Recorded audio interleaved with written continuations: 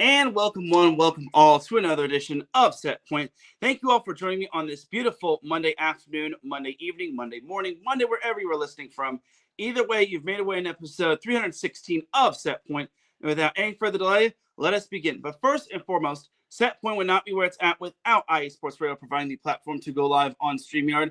Please do follow IE Sports Radio on several different social media platforms such as X, Instagram, TikTok, and also subscribe to them on YouTube.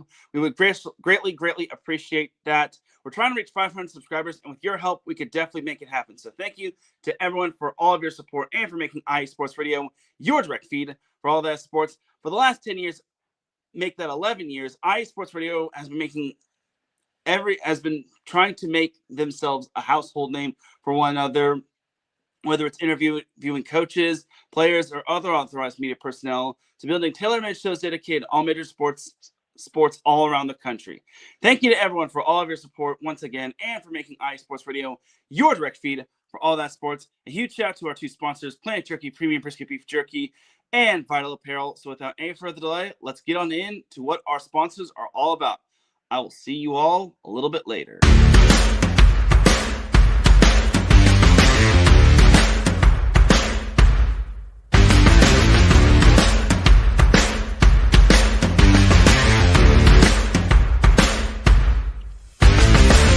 Hi, eSports Radio fans. This show is brought to you by Planet Jerky Premium Brisket Beef Jerky. Planet Jerky is the official jerky of the 2022 California League champion Lake Elsinore Storm, single-A affiliate of the San Diego Padres. This all-brisket jerky has gluten-free options, contains no MSG, no sodium nitrate, is low in sugar, and high in protein. Go to their website at planetjerky.net and follow them on Instagram at Planet Jerky. Planet Jerky, the jerky that's on a whole other planet.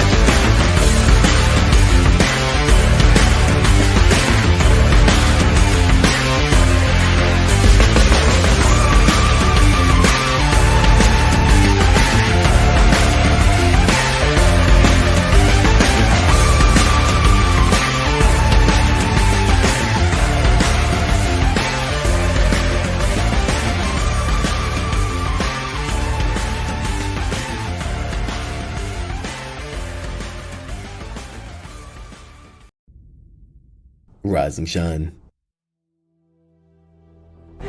It's 4 a.m. The stars are still out. The sun is beneath the horizon, but it's time to punch in and go to work. The comfort of your warm-ups turns into the grinding out of your reps as the clinking and the clinking of the plates create a symphony of euphoria. There's no other feeling like it. Earn it, burn it, and take what's yours. IE Sports Radio has proudly partnered with Vital Apparel, a brand that not only fits great, but also promotes and donates to mental health research. Use our code IESR to get 15% off their comfortable and inspiring gym wear and help them on their amazing journey to support mental health. Go hard, take part in your iron therapy, and be strong. Because when your mental health is as strong as you are, there's no telling how far you'll go.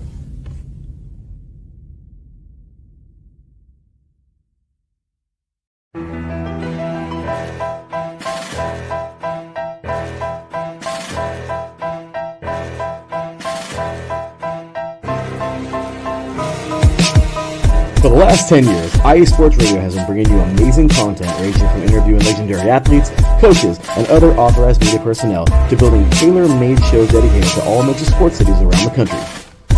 Make sure to follow us at IE Sports Radio on X, Instagram, Facebook, TikTok, and YouTube to keep up with the latest in sports and with all of our shows.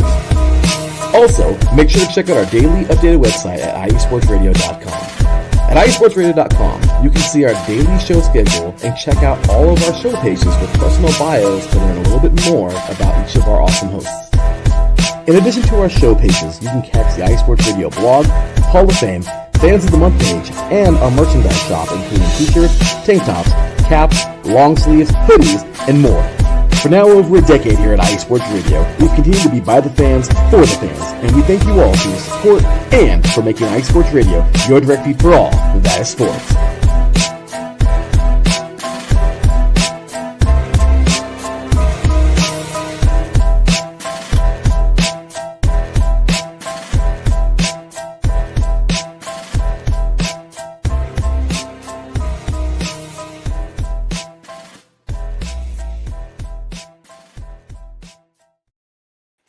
That's right, everybody. Definitely check out all of our amazing shows, as well as definitely check us out on social media and check out our sponsors as well.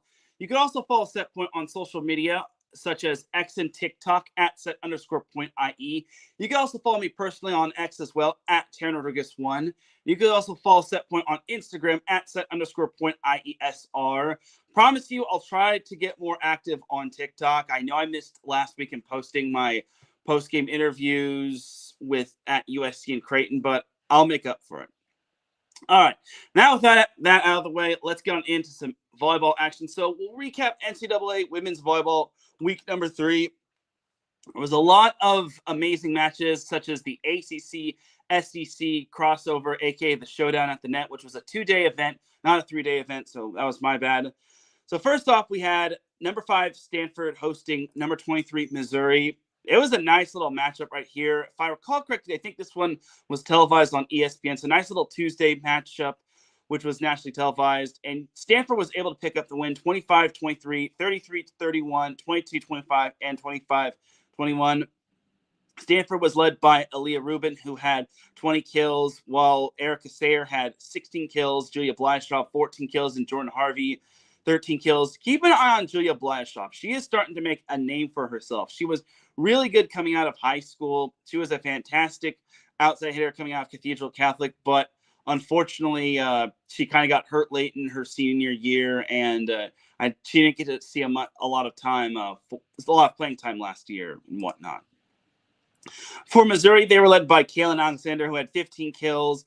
Tyra Ariel had 13 kills. Janet Damaris had 12 kills. And Reagan Haith had 11 kills. So overall for Stanford, they hit a whopping 408 while holding Missouri to 291. Now, that is pretty impressive if you ask me when it comes to Stanford. And I think the Cardinal is starting to figure things out.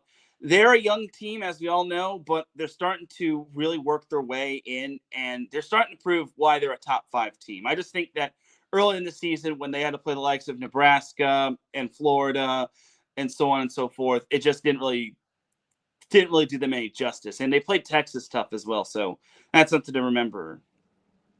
But elsewhere in the ACC-SEC crossover, you had number 25 North Carolina knocking off Florida in straight sets. This was not on my bingo card, as the Tar Heels, who were just introduced into the top 25, they wound up pulling off the upset against the Gators, as Safi Hampton led the way with 11 kills, while Haley Pierce added 10 kills. For Florida, they were led by Jordan Bird, who had 10 kills, while Anaya Madkin added 8 kills.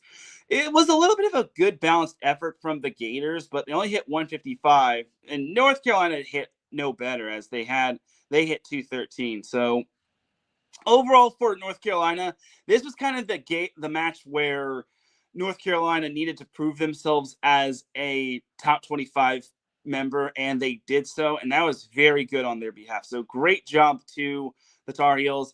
Florida is still going to have to learn to play under pressure, whether it's on the road or at home, because this isn't the Gators team of years past. They're still under a new head coach following the departure of Mary Wise. Kennedy Martin obviously has moved on to Penn State, so on and so forth. Then we had a top 10 matchup between the ACC and the SEC. We had number 10 SMU sweeping Texas A&M. Very impressive win by SMU, as Jane Livings led the way with 14 kills, while Natalia Newsom added 8 kills. And then for the Aggies, they had no player that cracked double digits, as they were led by Kendall Stowers, who had 7 kills. Heck, Logan Lanicki only had 6 kills. So SMU did a really good job of keeping them in check. So great work to SMU. SMU, I think, in this match really proved themselves as a top 10 team. I was a little skeptical just because SMU, I mean, they're not a bad team by any means, but they weren't really like the most convincing top 10 team out there, especially since last year they had an early exit. So I think for SMU's sake, I was impressed by them. I thought they handled this match really well, especially slowing down Logan Lednicki. I thought that was a very good win for them. So I just was overall impressed. For SMU, I'm just going to say it's not anything bad, but they're just gonna have to learn to play against some of the not play down to the competition when it comes to these other good teams. I think they're a very talented team, that's for sure. It's just that unfortunately they just got to learn to not bank on Logan Lindnicki, because if she has a bad night, then Texas A&M is going to collapse, is going to just crumble. So overall, I thought that was a very good win for SMU. I mean, Texas A&M definitely is better than this, and I think we all know this. So they're just gonna have to learn. They're just gonna have to get up off the mat and just play a little bit better to their game. And then another SEC ACC matchup, we had Tennessee taking down Georgia Tech in 4. So good win by the Lady Vols, as they were led by Star Williams, who had 17 kills. That's a name I have not heard in a while, because she actually started out at Long Beach State, then transferred to New Mexico, and now she is at Tennessee, and now she's making a name for herself. So that is great to hear. Chelsea Sutton added 15 kills, while Hayden Kubik and Peyton Chapman added 13 kills. For Georgia Tech, they were led by Larissa Mendez, who had 13 kills, but that was pretty much that, as Tennessee wound up winning the match 25-23, 25-23, 23-25, and 25-13. Competitive match for the most part until the 4th set. And Tennessee has been knocking on that door when it comes to trying to get ranked, and they finally got this big-time win. Now, Georgia Tech, I kind of have not been high on as of late. I know they had the nice little win against Purdue last week, but I just don't think Georgia Tech is the same Georgia Tech team from last year or years past, because they just don't have that big outside hitter that is a big name for everyone to watch for. So I just think that they still leave a lot to be desired, and I still need to see more from the Yellow Jackets. Some other notable results from Tuesday. We had Wisconsin sweeping Milwaukee, Penn State sweeping Bucknell, Purdue sweeping Butler, Utah taking down Utah Valley in 4. And that was pretty much that. So now jumping to Wednesday for the conclusion of the showdown at the net. We had a doubleheader, which I'll get into in a little bit. But before we get on into those doubleheaders, we had number 15 TCU taking down number 8 Texas A&M in 5.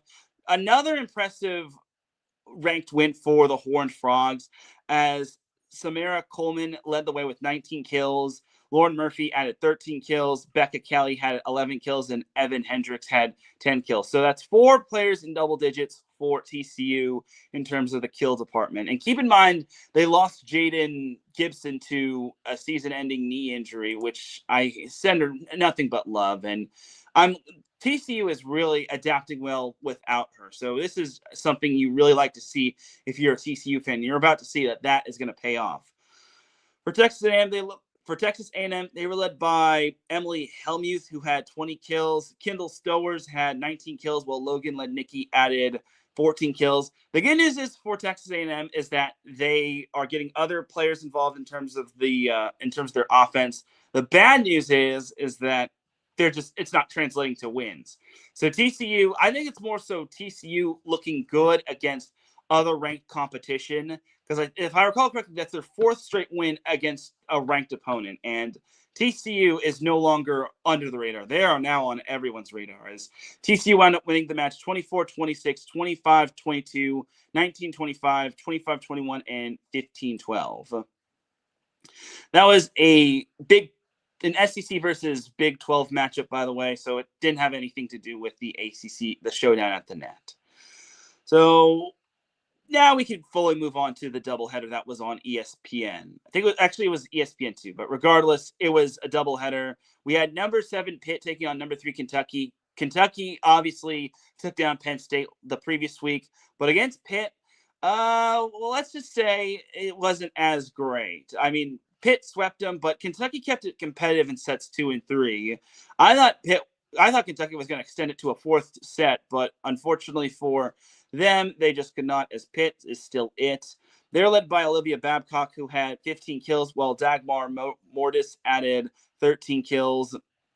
And then also Blair Bayless added 9 kills. I really want to see Blair Bayless continue to step up. I think she definitely can step up on the left side, especially since Dagmar Mortis is definitely going to be the second option as well, behind Olivia Babcock. For Kentucky, they were led by Eva Hudson, who had 15 kills, while Brooklyn DeLay had 14 kills. Their next kill leader was Lizzie Carr, who had 6 kills. For Kentucky, again, they didn't play bad by any means. It's just that Pitt had their way while hitting 349, while Kentucky hit 271. So not bad by any means. I mean, also Pitt outdug Kentucky 45-38. In terms of blocks, it was all in favor of Pitt. They had 9 blocks to Kentucky's 4.5. So overall, not a bad. I mean, it's an upset, but I don't think we can use the term upset too big, just because, in my opinion, I think Pitt is still up there. It's just that now there's just a lot of question marks without the likes of Tori Stafford and Rachel Fairbanks graduating, and Emmy Klika graduating, and Kat Flood graduating, and so on and so forth. So you had that matchup right there, and then you had this beauty of a matchup. Number 2 Texas taking on number 4 Louisville, and oh man, this was at Dickies Arena in Fort Worth. If only I was in Texas, maybe I could have tried to go to that, because my brother lives in the DFW area, but I digress. So first set, Louisville actually got off to a strong start. Texas kind of worked their way back. It was eventually 23-22 in favor of Texas. Louisville scores the last 3 points to take that first set. Second set was all Texas. Third set, it started to be all Texas. I think they led 16-12, but then Louisville just turned the tide. And even though they needed a bunch of set point opportunities, and they needed to win a challenge at the end, Louisville won the third set 25-21. Eventually, it was looking like Texas was going to lose its second match ever to Louisville, but they took the second set 25-22. And then the fifth set, oh man, the fifth set. I think it was like 11-6, and it was not looking good for Texas. But then Texas was able to work their way back. They slowly but surely climbed their way back. They made some jaw-dropping plays. If I recall correctly, Louisville, which I do, Louisville did have match point at 14-13 after a block, but then Texas was able to score via a kill. I think it was Stafford. That eventually knotted it up at 14-14. And then Texas scored another point via a kill. So then it was 15-14. And eventually Texas closed the match off as Louisville got called for a net violation. But the kill eventually was put down as Texas had another 5-set comeback, another 5th set comeback, which was incredible if you ask me. This Texas team is very, very fun to watch. And I said this after the match. Is it too early to start thinking about Texas, Nebraska for the national championship? We'll see, but I think those two are looking as impressive. Even Emily Eamon asked everyone which 2 teams have been very impressive to you. That could probably make it to the national championship. And I said Texas, Nebraska until further notice. Anyway, Tori Stafford led the way with 20 kills, while Kari Spears had 16 kills. And Kari Spears, for those that don't know, she's actually the daughter of Marcus Spears, who is a former NFL player, now on NFL Live, doing things for ESPN and whatnot. Abby Vanderwall added 14 kills for Texas. Aiden Ames also had 6 kills. Tori Stafford also had a whopping 18 digs. Emma Halter, who I thought was probably one of the best liberos last week, she had 7 digs. And then she also had 8 assists. She also had a double-double later on in the week, but I'll get to that a little bit later. Rella Biney, she had 9 digs, and then Ella Swindle had 9 digs to go along with her 39 assists. For Louisville, they were led by Peyton Peterson, who had 18 kills, while Chloe Chacoin added 13 kills. Cara Cressy and Calissa Blackshear both were forces in the middle. They both had 8 kills. And it does my heart good to see Calissa Blackshear, who is from Southern California, where I'm from, doing it big for Louisville as a freshman, which I think is pretty cool. And Cressy also had 14 blocks. 11 of them were block assists, and then 3 were solo, which eventually totals out to 9.5, but I digress.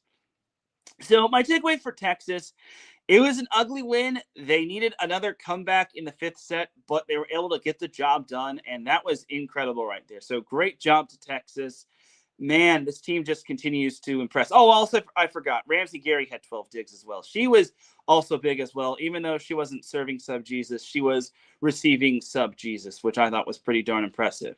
Now, for Louisville, this isn't a bad result by any means, but they still have a lot to learn.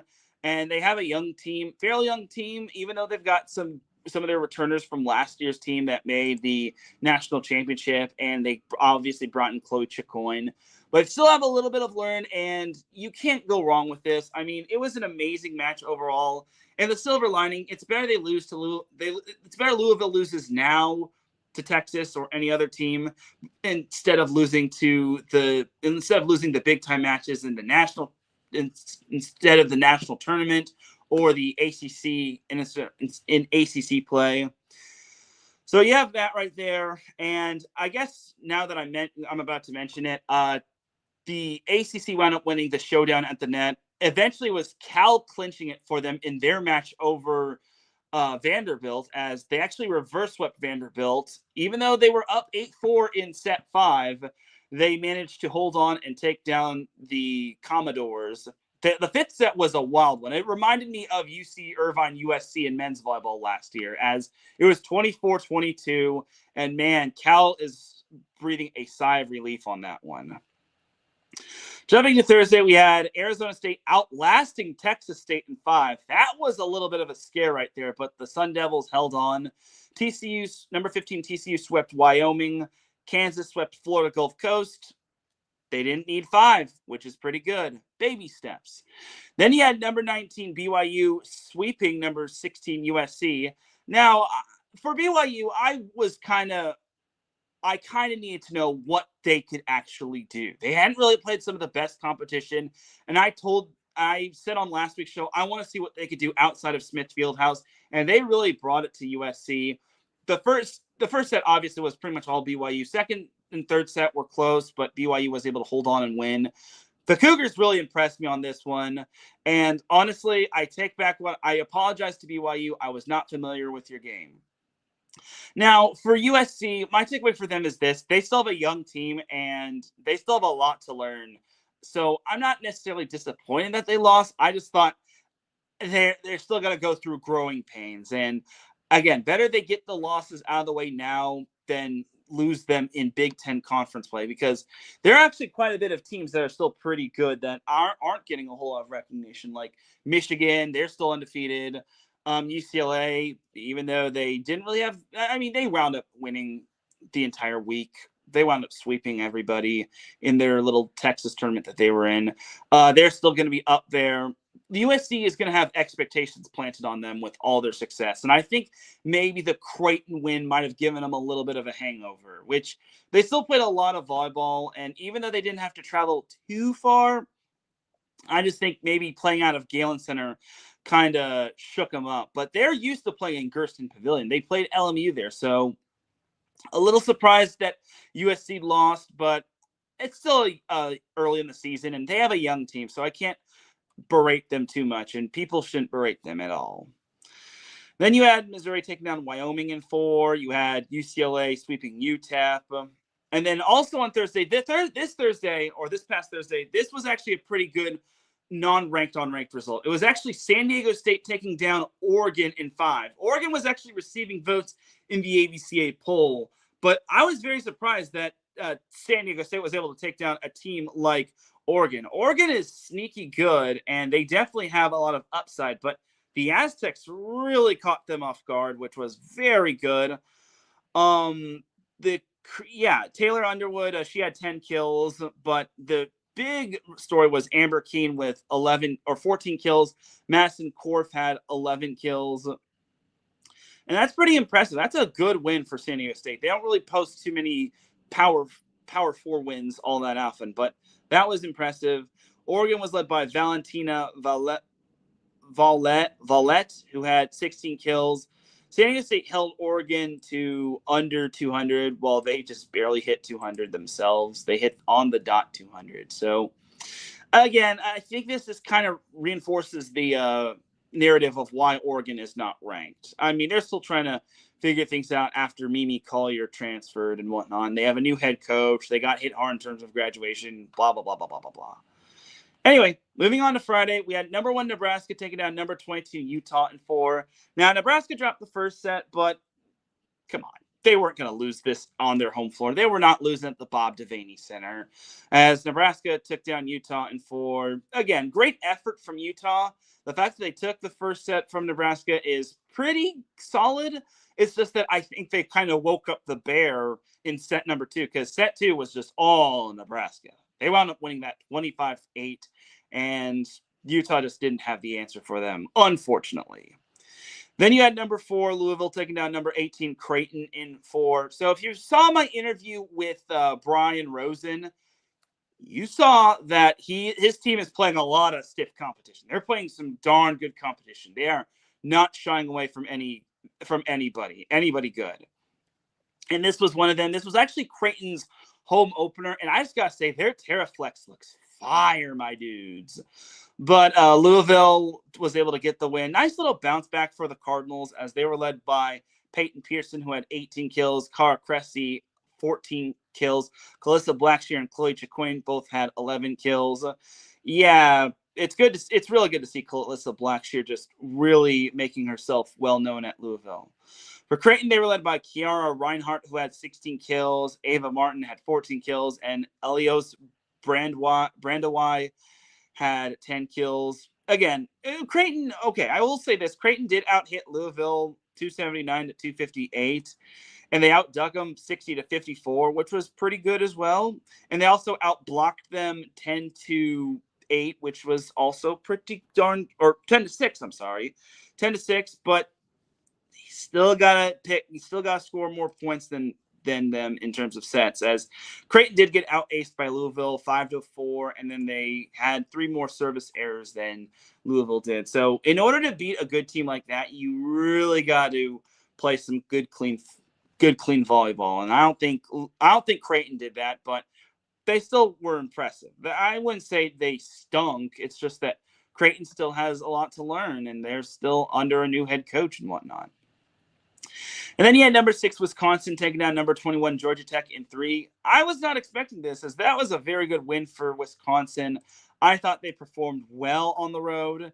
And even though Wisconsin is still fairly young, I think they're still pretty darn good. Mimi Collier led the way with 19 kills, while Grace Egan had 14 kills. Tech did not have one player in double-digit kills, but they actually spread the ball around quite a bit. They had 3 players with 7 kills. And then they had Anika Groom leading the way with 8 kills. So, and they also hit 280. But my only problem is that Wisconsin hit 488. So, yeah, that's not going to really help you win matches, Georgia Tech. But still, it's not a bad result. I wouldn't say it's bad. I mean, it's just you still have to play. You still have to play fairly good volleyball in terms of like good, clean, solid volleyball. You just cannot. And like one of the sets, if not maybe 2 of the sets, were close, but it was just pretty much all Wisconsin. So I can't really say I'm ultimately surprised. I'm just gonna say I think this was expected. Pitt took down Wright State in 4. First set, I think that one slipped through the fingers of Pitt, but then the next 3 sets, Pitt was able to take down Wright State in straight sets. Wright State's a solid team. This is a team that makes the NCAA tournament more often than not. So keep an eye on the Huskies in the Horizon League. Then you had Arizona State sweeping Incarnate Word. TCU swept Rhode Island. Minnesota took down South Florida in straight sets. Number 15 TCU took down number 23 Missouri in 4. That's a good win right there. Another ranked win. This TCU okay. This wasn't as great as the other ones, but still, ranked wins are ranked wins. As the first set, TCU needed a marathon. Well, first 2 sets were just marathon sets. It went to the 30s as TCU won the first set 32-30, and then Missouri wound up returning the favor. But after that, it was pretty much mostly TCU for the most part, as TCU was led by Evan Hendricks, who had 32 kills. She was just on one. She also had 14 digs as well. Becca Kelly had 15 kills as well. I guess TCU decided to move away from spreading the ball around, and they decided to pretty much have Evan Hendricks go off. Hendricks had half the kills that TCU had as a whole, which I thought was pretty cool. And then Missouri, they kind of spread the ball around evenly for the most part. Tyra Ariel and Janet Damaris had 16 kills each. Kaylin Alexander, she had 15 kills. And then Reagan Haith had 11 kills. Missouri still has a lot to learn, as they're still a good team. Again, I don't know if they're amongst some of the best in the AC or in the SEC, but overall, I think Missouri will surprise some teams in the SEC. It's just a matter of cleaning things up here and there. And then TCU also swept Rhode Island. Kansas took down Green Bay in straight sets. BYU swept LMU in the battle of former West Coast Conference teams. For BYU's sake, that is. UCLA swept Oral Roberts. Hawaii had a nice win over Portland on Thursday, by the way.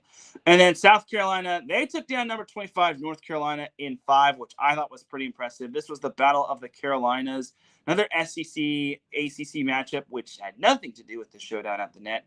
But South Carolina was able to pick up probably its biggest win in its new coach's tenure, as Nia Hall led the way with 18 kills, while Victoria Hill added 17 kills.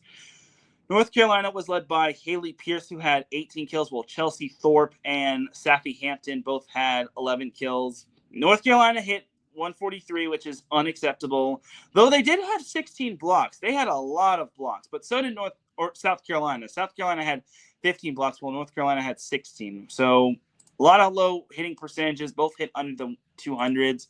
So not too surprising right there. But a great win for South Carolina. That is a signature-ish win right there if I've ever seen one. I think that might be their biggest win since they took down Kentucky, but I digress. All right, moving on to Saturday. Nebraska swept Grand Canyon. No surprise there. Number 3, Kentucky took down SMU in 4. That was a very good win for Kentucky. Nice bounce-back win for the Wildcats, as they were led by Brooklyn DeLay, who had 22 kills, Eva Hudson, 16 kills.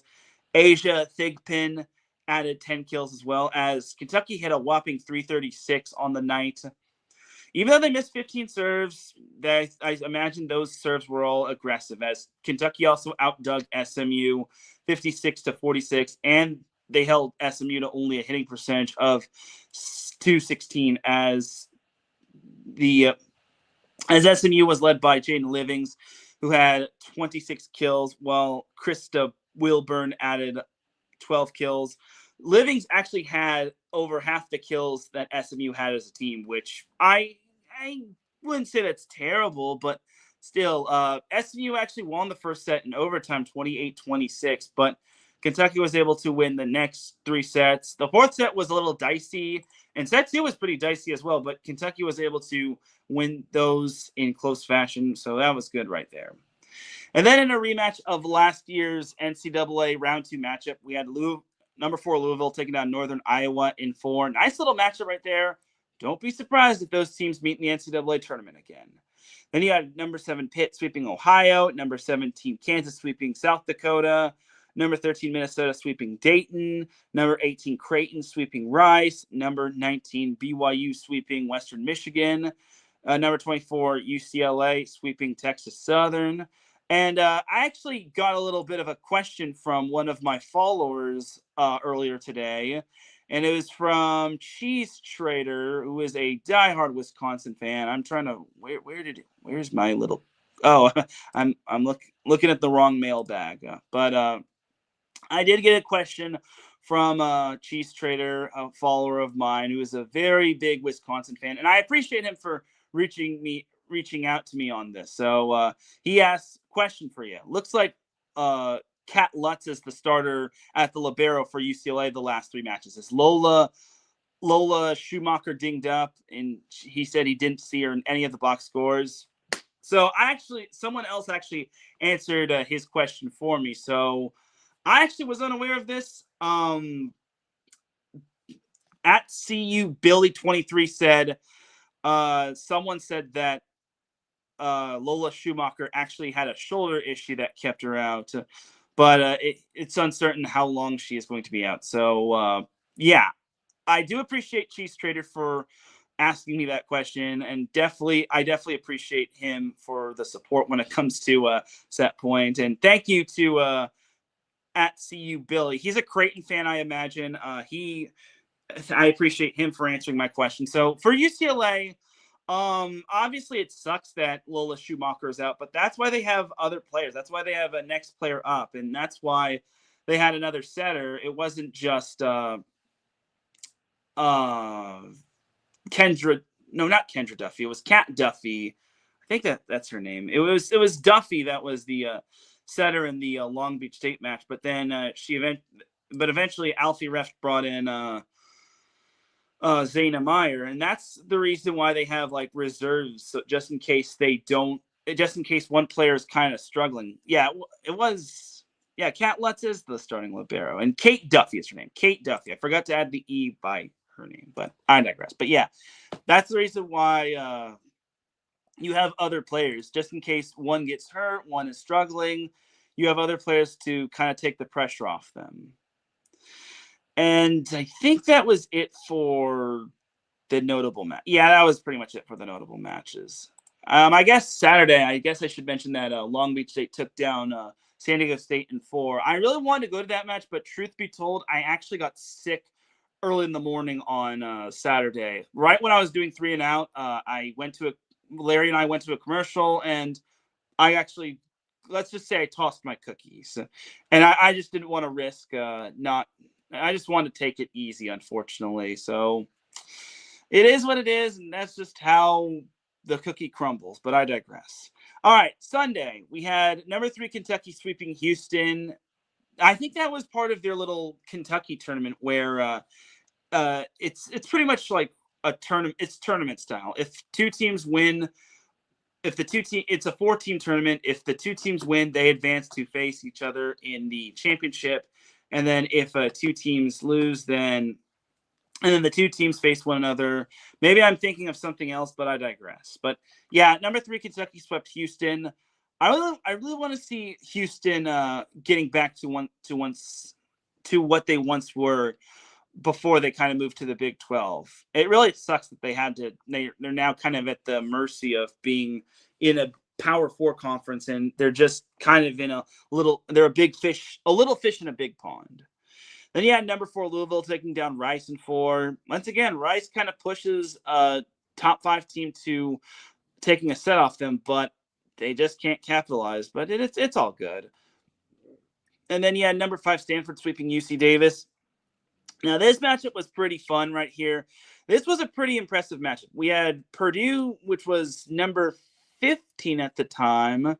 They took down a number 10 SMU in 4. Now I've kind of been ragging on Purdue with them not playing all that great. I think I've said it. I'm not too high on Purdue, but this one kind of reinforces that they actually are still pretty darn good, as Grace Heaney led the way with 19 kills. Kenna Woolard added 14 kills. SMU was led by Malia Jones, who had 23 kills, while Jane Livings added 18 kills. My thing is for Purdue, I think I owe them an apology just because I said I wasn't too high on them, and I think they took that to heart. So there you go. But for SMU, I now have some questions about them. Do I really think they can really withstand the likes of Stanford, Louisville, and Pitt in the ACC? That's still going to remain to be seen. But I mean, after this week, I'm have mixed feelings on SMU. I think the win over Texas A&M, I think they kind of got a little too comfortable with that, and I think that's kind of where they just fell down. But it's a lot of volleyball to be played. I think they still can play their best volleyball when it matters most. But right now, I think they just kind of got to take their lumps and whatnot. And then number 18, Creighton swept Northern Iowa. Minnesota took down South Dakota State in 4. Number 11, Florida won a barn burner on national TV against number 20 Baylor in a 5-setter. So nice win for Florida. Good bounce back win as Jordan Bird led the way with 27 kills. Jayla August had 19 kills. Anaya Madkin had 18 kills. Florida as a team hit 260. They had 14 service aces. Woo! That's a lot of aces.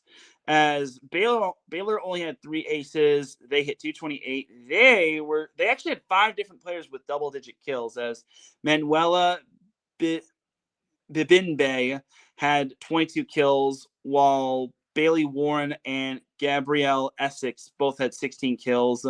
Victoria Davis had 15 kills, and Ksenia Rockmanchik had 10 kills. If I mispronounced that, I apologize. But yeah, this was a good little bounce back win for Florida, and Baylor deserves a lot of credit. I think, in my opinion, Baylor needs to show me more, but I think they're proving why they deserve to be ranked. And I thought they had a great effort. Unfortunately, Florida is still Florida, even though they did have a little bit of a tumble against North Carolina. But Florida needed to win this one. Otherwise, there maybe could have been fear of them dropping out of the top 25. So Brian Francione pops in the chat room. He says, "Hey, Teran, how are you?" I'm doing good, Brian. Thank you for popping in. I appreciate you, my good friend.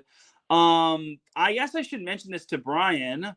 Brian Francione is our Boston insider for iSports Radio. And something to note, Brian, Boston College women's volleyball is, I think they're one of 12 teams that are still undefeated. So that's something to note right there when it comes to that. So keep an eye on Boston College women's volleyball, which I think is pretty darn cool, if you ask me. Yeah, it's pretty nice, if you ask me, that they wound up, that they're still undefeated and whatnot. So, and I really want to see how. I actually do want to see how many.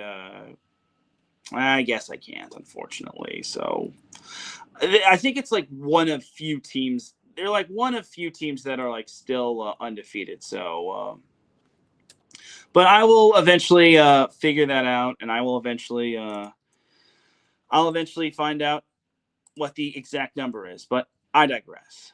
Anyway, so moving on. Thank you, Brian, for popping into the chat room. And he said, yeah, he says nice, absolutely nice. So, anyway, moving on. So, I guess to close off week 3, we had, where's the little dingy-merdig?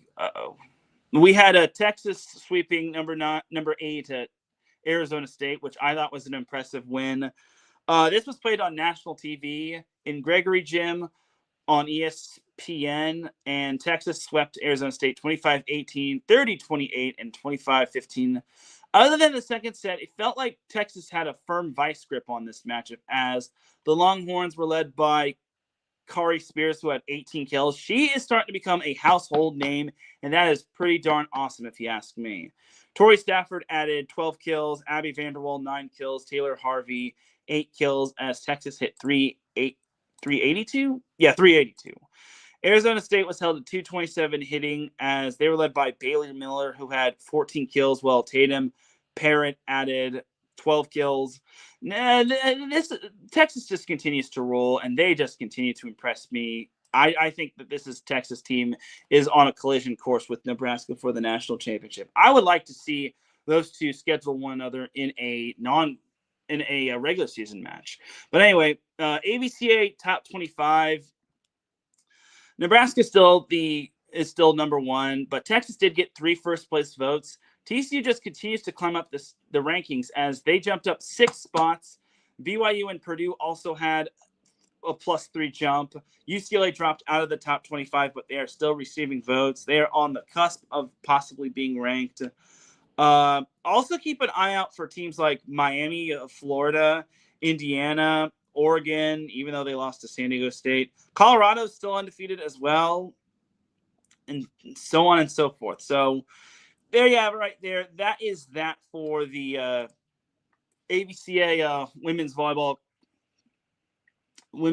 poll for this week. So I actually do want to go over a little NCAA Division III volleyball. I don't know if most people knew this, but Wittenberg actually knocked off. Hold on. Boom. They knocked off number 1 Juniata in a 5-set barn burner, which actually snapped Juniata's 103-match winning streak that dated back to 2022, which was insane. So I need to throw that in there, because that was some amazing news right there. I actually did not know this unless you subscribe to Lee Feinswang's 900 Square Feet volleyball newsletter right there. So definitely do subscribe. It covers all things volleyball except for high school for the most part, but I digress. But anyway, yeah, kudos to Lee Feinswang's newsletter when it comes to all things volleyball. So thank you to that, and I would have never guessed it. So anyway, so that is that for week 3 of NCAA women's volleyball. Here's week 4. So week 4, it's a lot of in-state rivalries. Like, this is kind of the reason why the title is called In-State Rivalries Among Us. So Nebraska-Creighton is the headliner for tomorrow. You've also got, that's kind of the only notable matchup tomorrow. I mean, there's still a few ranked matches here and there, but nothing too out of the ordinary. Wednesday, you have TCU versus Texas. That's a top 10 matchup between 2 Texas teams. You have Wisconsin and Marquette, which I think can be a sneaky good matchup. You've got Pitt, Penn State. Let's see if Penn State can get up off. Let's see if they can bounce back and get themselves a nice little ranked win over who appears to be the big sister so far. I mean, Penn State is still big sister in terms of winning, in terms of the history, but Pitt, for the time being, it seems like they have the bragging rights in Pennsylvania. Then you got the Battle of the Bluegrass with Kentucky and Louisville. That's going to be a nice little matchup. That's kind of the only notable matchup right there. I mean, there again, still some other ranked matchups here and there. Friday, you've got Baylor and Texas in the battle of one being a former Big 12 team. I'm glad they kept this rivalry going. You also have Stanford, Hawaii, which I think is kind of going to be a nice little matchup. That's a sneaky good matchup. I want to see what Hawaii can do outside of Stan Sheriff Center.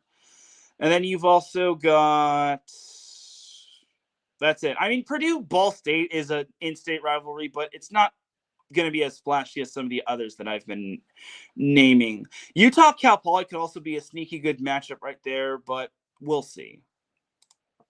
And then Saturday, you have, where are the other ranked-on-ranked matchups? There are no other ranked-on-ranked matchups on Saturday. Hawaii-UCLA, I think, can be an intriguing matchup. Let's see if Hawaii can upend UCLA. If there's ever a time for Hawaii to pull off a pretty good win, that would be the one. But unfortunately, UCLA is dealing with injuries. Hawaii, unfortunately, did announce that Taylor Hawkus is out for the remainder of the year with a shoulder injury. So this weekend's going to really tell me a lot about Hawaii. And if you're a Big West Conference fan, you better be keeping an eye on them, because them and Cal Poly, I think, are the favorites to win the Big West. Now, there are others that can probably show up, like UC Santa Barbara. They've impressed me. Long Beach State, I want to see more from them. I mean, they took a set off Stanford. They took 2 sets off UCLA, but I want to see more from them. Them losing to Oregon in straight sets was a little unacceptable, especially since I felt I will apologize to Oregon. I drank the Long Beach State Kool-Aid thinking that Long Beach State actually had a chance against Oregon, but Oregon kind of mowed them down. Anyway, moving on. Sunday, we have UCLA Stanford, battle of 2 former Pac-12 teams. Sunday, the true headline matchup will be number 11 Florida and Wisconsin. I forgot the NCAA doesn't really update its rankings until like maybe later on in the week. You have Kansas Creighton in the battle of 2 ranked teams. That's a fun one right there. And that is pretty much that in terms of the notable matchups. I mean, again, there are a few other good matchups, but I've kind of spent over almost 45 minutes on the NCAA women's volleyball. So we're actually going to halt it right there. We're going to take ourselves a quick commercial break. When we come back, we've got some AVP to discuss. We're going to close the book on it finally for the most part. We've got a little high school girls volleyball, a little FIVB men's World Championship, and much more. Keep it locked here. You were listening to Set Point here on IA Sports Radio, your direct feed for all that sports. We'll be right back after this.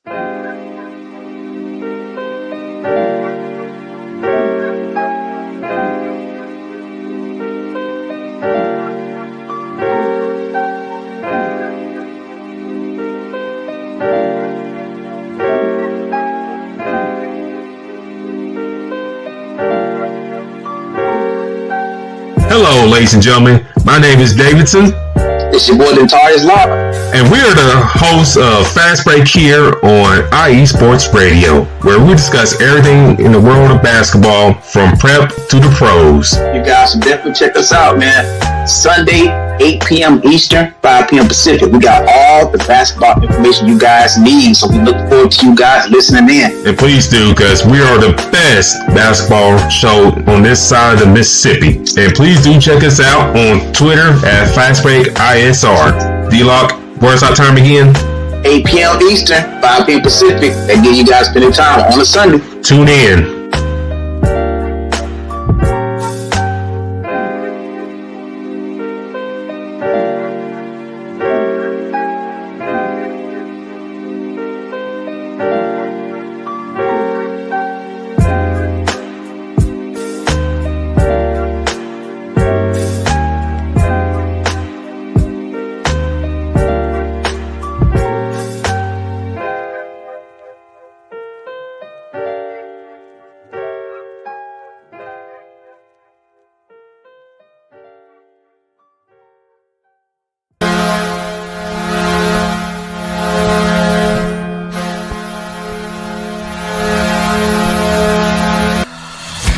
Hockey fans, I'm Adam Kernick.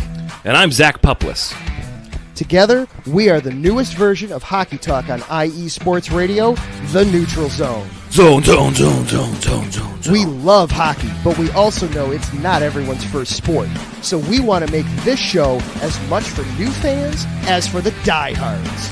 Whether you can name all the Swedes on the 08 Red Wings Stanley Cup team, or if you can't tell if Varlamov is a goalie or the latest trendy vodka, we're here to help.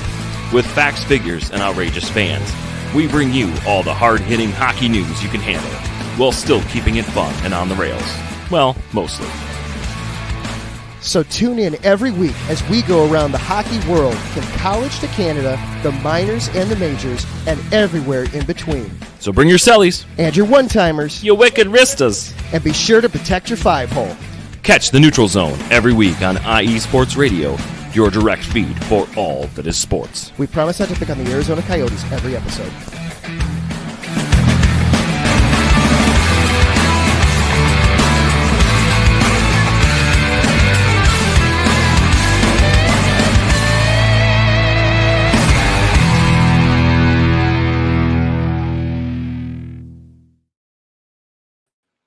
And we are back with Set Point here on IE Sports Radio, your direct feed for all that sports. Definitely check out all of our amazing shows, especially some of our flagship shows on this network. So without any further delay, let's get on into the second half of this show. So let's actually talk some AVP action.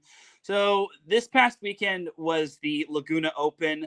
A little bit of lore about the Laguna Open. I don't want to say it's kind of a boring. It's not as exciting as the other tournaments, but it's kind of the final hurrah. It's like the last day of school if you're in high school or grade school or junior high. It's like everyone's pretty much just saying their goodbyes, saying we'll miss you all, and preparing for next year as well. But on the women's side, you had Alexa Fernandez and Sally Perez winning on the women's side, taking down the Chacon sisters, Elena and Morgan Chacon.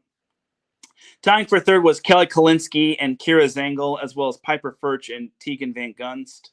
Fifth place was all finishing in fifth was Malia Jimentera and Taylor Hagenow, Ashley Pater and Sarah Wood, Maureen Kinna and Mariah Whalen, and Macy Jurger and Maddie Shields. A lot of USC representation when it came to this tournament.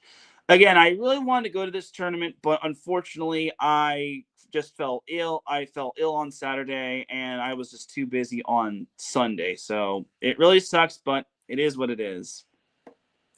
And then on the men's side, you had Alex Uckelberg and Logan Weber. Nice little USC standout right there. They won on the men's side. They took down Dylan Merrick and Lev Prima in the championship. Third place was... finishing in third place was Peter Connell and DJ Klasnick, as well as Avery Drost and Diego Perez. Nice little shout out to my good friend Avery Drost, former Set Point guest. I'm glad he finished third. I really, really am kicking myself for not seeing him. I really wish I had more time, but sadly I just did not. I was just too busy, and I really wanted to go to more AVP tournaments, but the only one that was kind of close to me was the Huntington Open. And also I went to the AVP website. There was no Laguna Open. There was no option for credentials for the Laguna Open. So I know it's a heritage event, but if the AVP doesn't really care about the AVP, if the AVP doesn't care about the Laguna Open, then not a lot of people are going to care, which is sad because it was the 70th annual event, and it sucks that I just had to miss it, but the AVP just, I guess, couldn't prioritize it and whatnot. Again, the big stars weren't really at this tournament, so I don't really feel ultimately bad for missing it, but it is the last tournament of the season, so I really wish I could have gone to one more AVP tournament. Anyway, tying for fifth was Sean Cook and Earl Schultz, Derek Bradford and Hagen Smith, Tim Brewster and Paul Lottman, and Wyatt Harrison and Charlie Siragusa. So that is that for the AVP, the 2025 AVP season. So, my final thoughts on the AVP? Well, at least they upgraded the AVP league. They upgraded the AVP league. They got back to using their X account, formerly known as Twitter, unlike a certain other organization for men's volleyball. It was a fun season. The AVP league. They have a new sponsorship with the CW, and they're also on CBS Sports. So overall, it was a fun season for the AVP. Again, I really wish I could have gone to more AVP events. That's going to be a big goal of mine for next calendar year, 2026. I'm going to try, hence the word try, to make it to more AVP events, not just the Huntington Beach Open, because that seems to always be my bread and butter when it comes to the AVP, and then that's it. I don't ever go to like the other events just because they're either too far from me or I'm just too busy. Like, I really want to go to the Manhattan Beach Open. That is the granddaddy of them all. But I'll have to wait till next year. And it also doesn't help that the AVP championships were all in Chicago and not in Southern California. But I digress. All right, but that is that for the AVP for 2025. And yeah, it just feels like the AVP season just went by so quick, but that's just how it is. All right, now let's talk a little men's volleyball action on the FIVB World Championship action. So the FIVB actually started on September 12th. So that was last Friday. So last Friday, the FIVB World Championship on the men's side started. All this took place in Philippines as Tunisia swept the host Philippines. USA swept Colombia. Canada took down Libya in 4. Portugal took down Cuba in 4. And Turkey took down Japan in 4. So moving on to last Saturday, we had Bulgaria taking down Germany in straight sets. We had Netherlands taking down Qatar in 4. Slovenia taking down Chile in straight sets. Poland swept Romania. Argentina reverse swept Finland. Got reverse swept by Argentina. Egypt took down Iran in 4. And Belgium took down Ukraine in straight sets. Moving on to Sundays, the results were Czechia took down Serbia in straight sets. France took down Korea in straights. Brazil took down China in 4. Italy took down Algeria in straight sets. Cuba took down Colombia in straight sets. Turkey took down Libya in 4. Nice little showing from Turkey. They're, for a team that's not really ultimately known for men's volleyball, they've got some good. They're having some good results. Yeah, Germany taking on Chile in straight sets. Canada swept Japan. Tough going for Japan because they finished 0-, or they're now 0-2, and they're not going to qualify for the top 16. And then today we had Bulgaria taking down Slovenia in 5. Nice win right there. Netherlands took down Romania in straight sets. The U.S. swept Portugal. Poland took down Qatar in straight sets. And then later on today, we have Brazil and Czechia, Korea and Argentina, Iran and Tunisia, and Algeria and Ukraine. There's still some more results to be played on, as there's going to be some other results later on in the week. And then the knockout round, or the top 16 matchup, will start on the 20th. So the knockout round will start on this Saturday. So you have that to look forward to. And that is pretty much that when it comes to the FIVB World Championship. I'll have more of a little bit of a breakdown. I'll have more of a breakdown on this next week once we get more results happening. But for right now, we are going to halt it right there. Just got to get this a little bit out of the way, just because I am surpassed an hour when it comes to this show, and I'm going to do my best to try to keep this under an hour, but I digress. So yeah, we'll leave off with Brazil and Czechia. All right, now let's jump to a little high school girls volleyball action. So last week was a wild week, as Sierra Canyon, one of the top teams in the nation, they were able to take down 4 opponents in the span of 5 days. So Tuesday, they took down Redondo Union in 4. It's not showed in this little banner here, but they took down Chaminade in straight sets. That's actually a pretty darn good opponent. A little underrated, if you ask me. And then on Friday, they took down Torrey Pines in 4. That's a great road win right there. And then Saturday, they took down Cathedral Catholic in 4. Again, was thinking of going down there, but unfortunately, I got sick and whatnot. And I guess I should also mention that they took down Redondo Union on the road as well. So the Sierra Canyon team is looking really good. And they got Kendall Omarui locked and loaded. They've got McKenna McIntosh, Eva Jeffries, Hannah McGinnis. The list goes on and on when it comes to this team. This team has a lot of upside to their team. And then I guess last Thursday, it's worth noting that Los Alamitos took down Redondo Union at Los Alamitos in 5. Now, I think it's time we all started having a conversation about Los Alamitos. Former set point guest Dave Huber is the head coach of that team. A lot of people and I kind of was speculating that this team was kind of going to be on the taking a step back category. They lost quite a bit to graduation. They lost Ashley Rapetti and Katie Foley to graduation. And then they got even hit with worse news that Royal Banducci, one of the top setters in terms of the class of 2027, probably in California mostly, she actually just moved on to just play club volleyball and not high school volleyball, which that's a big blow to Los Alamitos' team. But the Griffins have really responded well. Bryn Minter, who is committed to Charleston Southern, she has been on a tear. Charlotte Hall, I think, is definitely underrated for this Los Alamitos team. You also got Caitlin Herwig, who is just doing her thing at the libero position. She's committed to Indiana. This Los Alamitos team is dangerous. And if I were a team in the Southern section, I would keep an eye on Los Alamitos. They are not to be messed around with. So there you have it right there. And then also a couple of commits. So last Wednesday, we had Ireland Real. Finally, the wait was finally over. Ireland Real committed to Texas. And that was the last top 10 player of the class of 2027 to commit. Finally, we got to see Ireland Real commit, which was awesome sauce. Congratulations to her. I told you all last week's show that Ireland Real did take an official trip to Texas, and I guess she fell in love with it so much she decided, I'm going to commit to Texas. Congratulations to Ireland Real. There's nobody more deserving it than her. She is a hard worker. Her journey is full circle. Started off as a middle, finally got moved to being on the pins. Now she's full-time outside hitter. Happy for her. She's going to crush it at Texas. Also, another top 100 prep dig class of 2027 player committed as Olivia Greenwood of Cathedral Catholic. She has committed to Rice, which is a pretty good get for them. So I think that's a very solid get for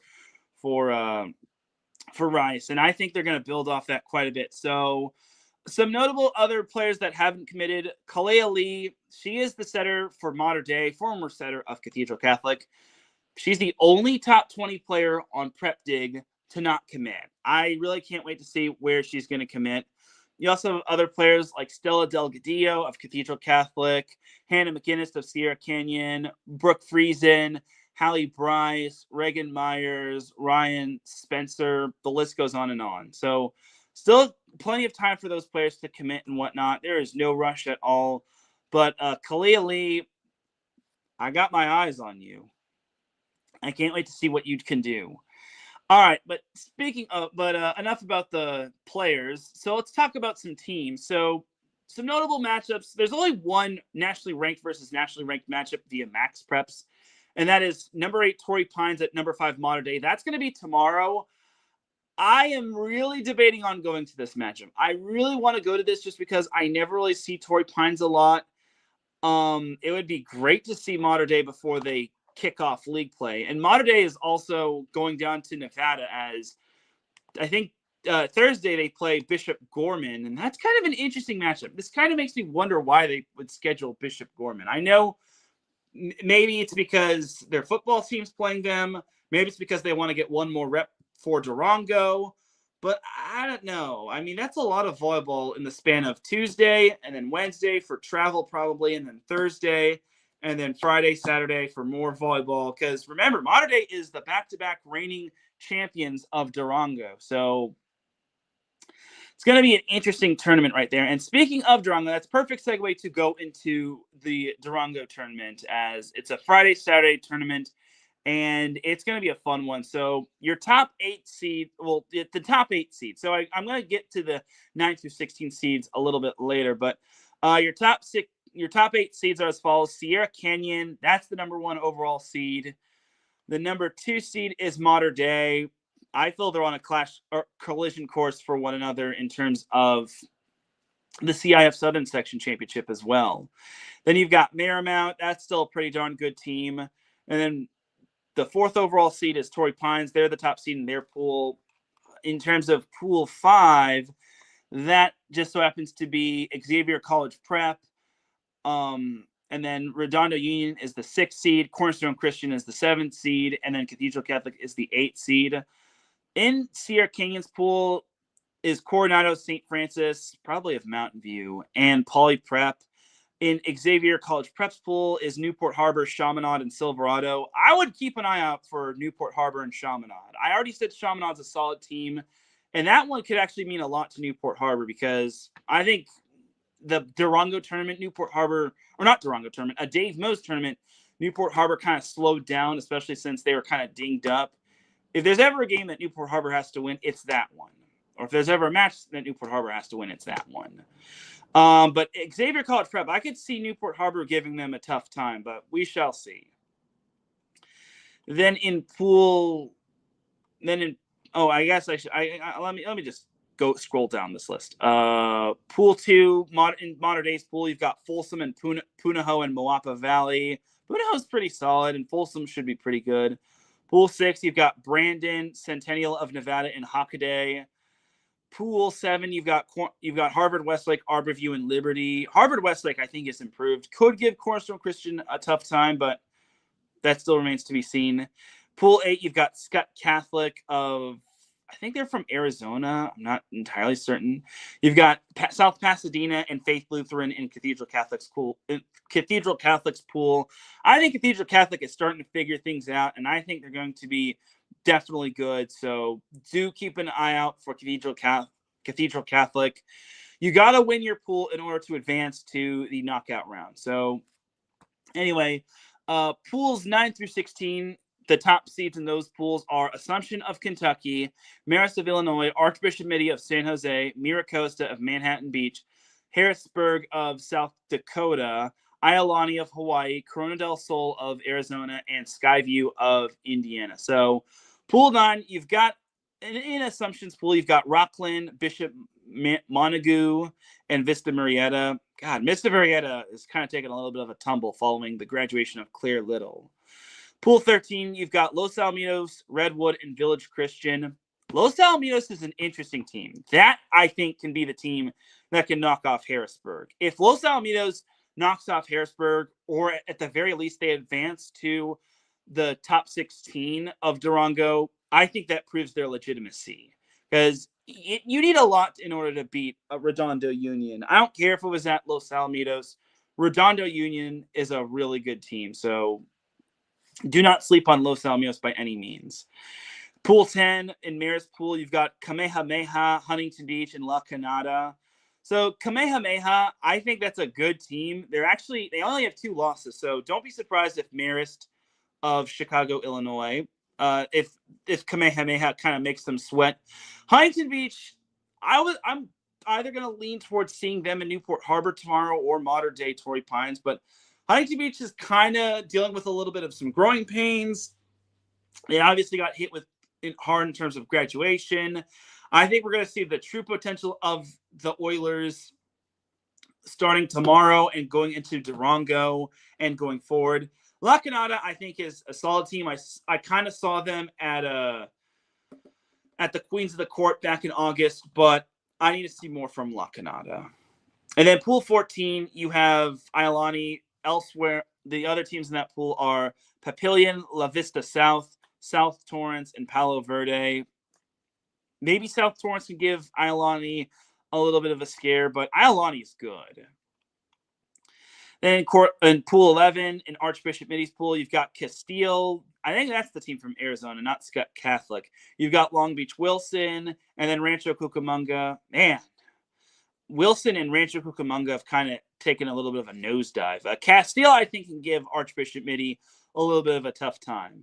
And then in Pool 15, you've got Corona del Sol as the top seed. In their pool, you've got Bishop Gorman, Kamehameha Hawaii, and Bishop Alamany.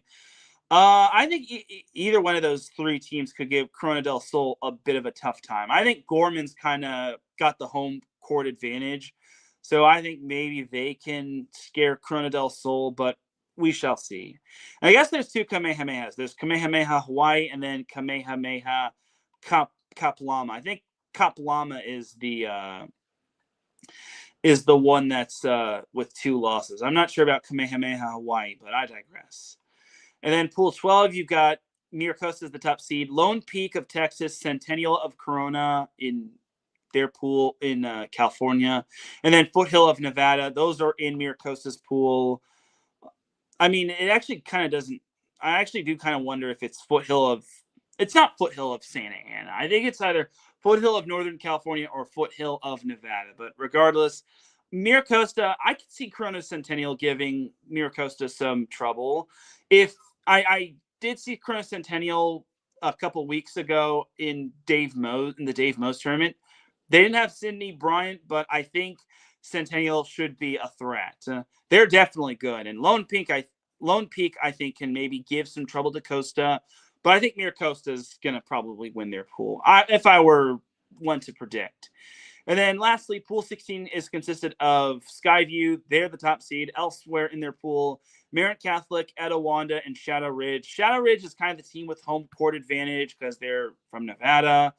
But Merritt Catholic, I think, is definitely the team that could knock off Skyview. But all this will happen on Friday. 1 p.m. Pacific time is the start time. It'll also be streamed on Baller TV, which, man, you have to buy a subscription on when it comes to that. It sucks, but it's like that's just kind of how someone has to make their money. I know my good friend Michelle Bamford of Prep Dig is going to be there, but oh god, yeah. Baller TV is streaming this, but it's a $45 purchase. So but we'll see. We'll see. Definitely do follow my good friend Michelle Bamford at PrepDigCA. She does an excellent job with her thing. So that's your quick little plug, Michelle.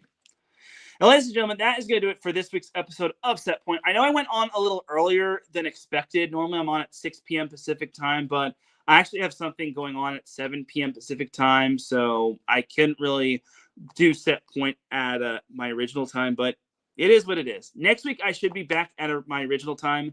I guess it's worth noting, in 15 days, Set Point will be turning 6 years old. Yeah, 6 years old. So, which I think is pretty awesome if you ask me. So I'm hoping to have a big special episode for that. If not, I'm just going to maybe have a Q&A for you all. But until then, have yourself a great week. Enjoy all the volleyball action. I will see you all. Well, Irvine doesn't play at the Bren. I was going to say maybe I can go to USC's matchup, but I got something going on Saturday. But But oh well. I guess I'll have to just bring you some high school girls volleyball content and whatnot. But until then, have a great week. Enjoy the volleyball action. And I will see you next week at my original time. Have a great week, everybody. Peace.